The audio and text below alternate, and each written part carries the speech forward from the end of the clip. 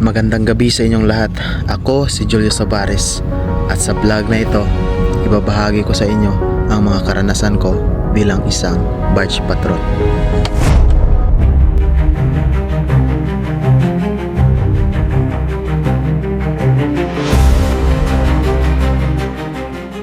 Isang taon at kalahati pa lang ako sa trabahong ito. Noong nagsisimula pa lang ako, masasabi ko talaga na wala akong alam. Medyo marami na akong natanggap na sermon sa opisina. Hindi madali at minsan nakakapanghina ng loob. Pero hindi ako sumuko. Ginawa kong aral ang lahat ng pagkakamali ko. At doon nagsisimula ang improvement ko.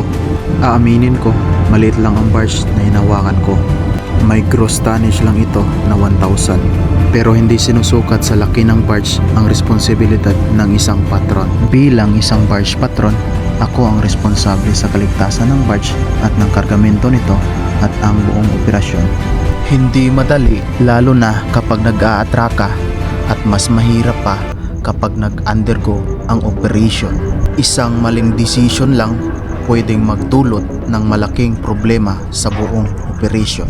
Hindi ako perpekto at marami pa akong kailangang matutunan, pero pinili kong hindi sumuko. At hanggang ngayon, ito pa rin, handang matuto.